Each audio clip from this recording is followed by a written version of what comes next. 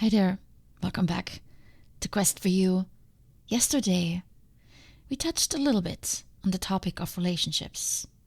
And if you have never heard of Esther Perel, today you will. She introduces herself to her audience as follows. And this is from her website.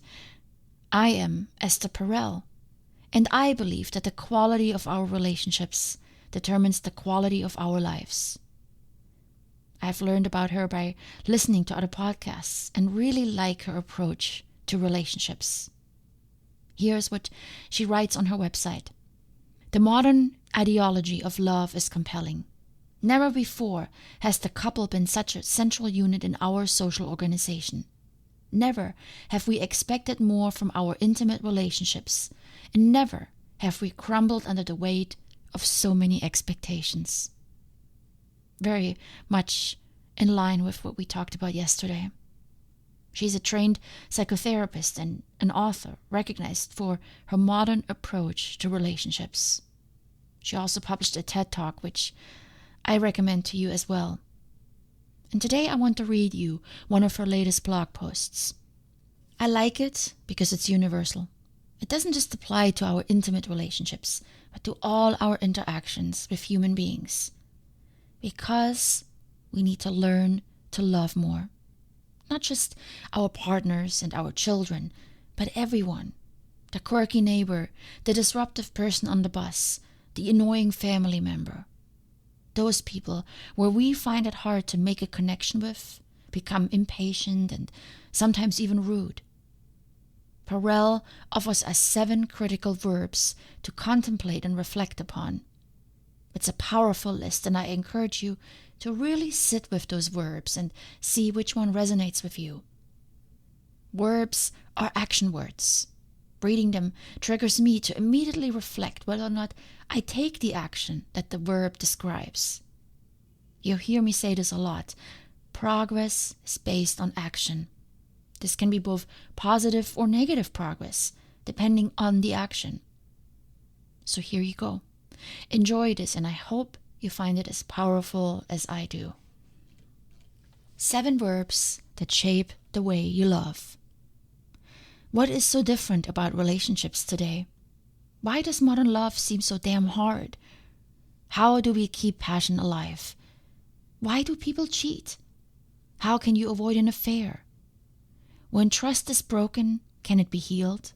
Are relationship skills universal? Can you be a different person at home than you at work? Echoed with breathless anticipation, these are among the most common questions posed to me at dinner parties, happy hours, patient sessions, and in the yoga waiting room. However, across all of them there is one question that remains my favorite. Where do you learn to love, and how? To love is a skill that is cultivated, not merely a state of enthusiasm. It is dynamic and active, imbued with intention and responsibility, and it is a verb.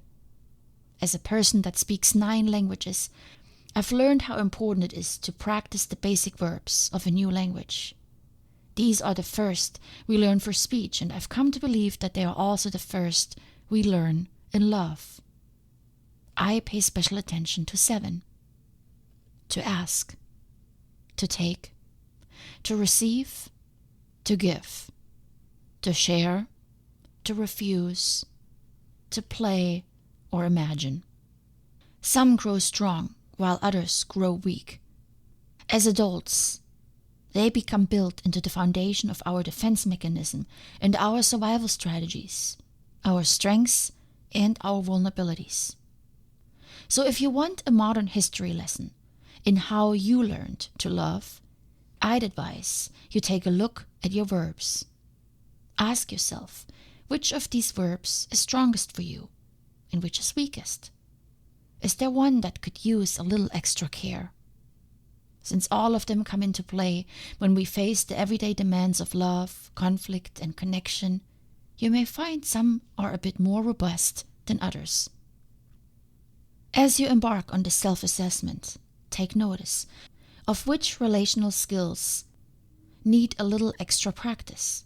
And I challenge you to pick one verb this month and make it a focus. Give it massaging, caring, effort to build that muscle. I may do this, and maybe you want to join me. Much love, my friends, and I can't wait to talk to you soon.